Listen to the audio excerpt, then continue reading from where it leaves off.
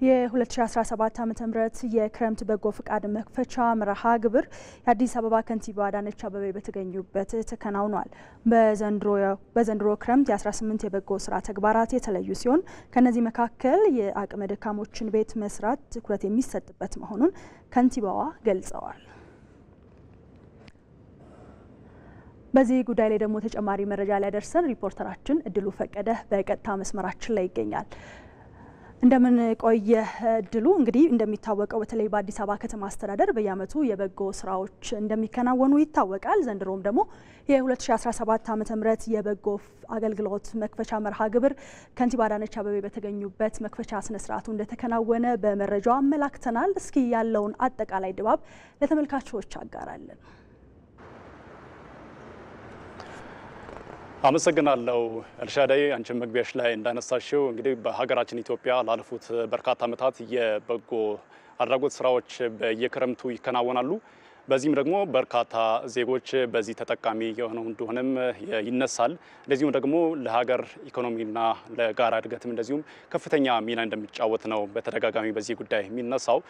በዘንድሮ በ2017 የክረምት በጎ ፍቃድ አገልግሎትን ለማስጀመር በዛሬው ዕለት የአዲስ አበባ ከንቲባ አዳነች አቤቤ በተገኙበት መርሃ ግብሩ በይፋ ተጀምሯል። በዚህ መርሃ ግብር ላይ እንግዲህ በርካታ የክፍለ ከተማ አመራሮች እንደዚሁም በጎ ፈቃደኛ የሆኑ ወጣቶች በስፍራው ከተለያዩ ክፍለ ከተሞች ተገኝተው ተሳትፈዋል። እንግዲህ በመድረኩ ላይ በርካታ ከበጎ ፍቃድ ጋር የተያያዙ በርካታ ጉዳዮች ተነስቷል።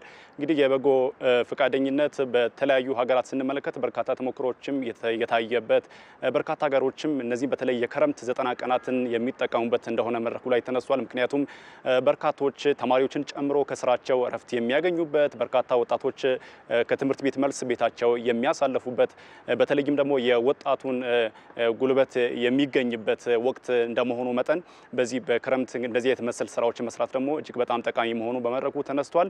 ለዚህም ከዚህ ቀደም ለሰሩ የበጎ ፈቃደኛ ወጣቶች ላቅ ያለ ምስጋናም ቀርቦላቸዋል።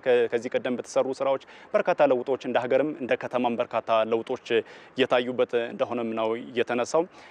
በተለይም ከንቲባዋ እንዳነሱት ከሆነ እንደዚህ መሰል ሰው ተኮር የሆኑ ስራዎች አሁንም ተጠናክረው መቀጠል እንዳለባቸው፣ ወጣቶች ከዚህ በበለጠ መበርታት እንዳለባቸው፣ በተለይም ደግሞ አቅመ ደካሞችን ማገዝ እንዳለባቸውና የበጎ አድራጎት ስራዎች ከዚህ በተሻለ ተጠናክሮ መቀጠል እንዳለባቸውም አንስተዋል። ቅድም መግቢያሽ ላይ እንዳነሳሽው 18 በጎ ተግባራት ተብለው የተለዩ ጉዳዮች አሉ። ከነዚህ መካከል በዋናነት የአቅመ ደካሞችን ቤት መስራት በዋናነት ትኩረት ተሰጥቶበት እንደሚሰራም ነው ከንቲባ አዳነች አቤቤ ያነሱት። በዚህ በ90 ቀናትም ማለትም በዚህ በክረምት ማለት ነው ከ4500 በሚሆኑ ቤቶችን ሰርተው ለአቅመ ደካሞች ለማስረከብ ቁርጠኛ መሆናቸውና ቅድመ ዝግጅት መጠናቀቁንም እንደዚሁ አንስተዋል። እንደዚሁም ደግሞ ከ400 በላይ ለሚሆኑ ወላጅ አልባ የሆኑ ህጻናቶች እገዛ እንደሚደረግላቸውም እንደዚሁ ተነስተዋል። የትራፊክ ፍሰትን የሚቆጣጠሩ ወጣቶች እንደዚሁም ደግሞ ሰላምና ጸጥታ፣ የአረንጓዴ አሻራ በተለይ በአረንጓዴ አሻራ ስንመለከት በአዲስ አበባ ከተማ በተለያዩ አካባቢዎች ላይ የውበት ስራዎችን በመስራት በተለይ በዚህ በአመታት ውስጥ በተለያዩ በዝናብ በጎርፍ የተበላሹ ቦታዎች ቦዮችን ማስተካከል፣ ማጽዳትን የመሰሉና ሌሎችም እነዚህ ከ18 ውስጥ የተካተቱ ተግባራት በዋናነት በማስተባበር እንደሚሰሩ ነው በከንቲባዋ የተነሳው ማለት ነው። ሌላኛው እንግዲህ ወጣቶች አሁንም መጠንከር እንዳለባቸው ነው የተነሳው ማለት ነው።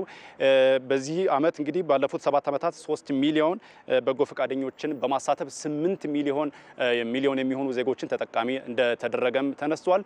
በመጨረሻም ደግሞ ከ10 ሺህ በላይ ዜጎች በዚህ በተለይም በ90 ቀናት ለሚሰሩ ስራዎች 10 ሺህ የሚሆኑ ወጣቶች በጎ ፈቃደኞች ስልጠናቸውን ጨርሰው ዝግጁ መሆናቸውን በመድረኩ ላይ ከንቲባው አንስተዋል። ራችን እድሉ ፈቀደ ለመረጃዎች እናመሰግናለን። ባለህበት መልካም ቀን ይሁን።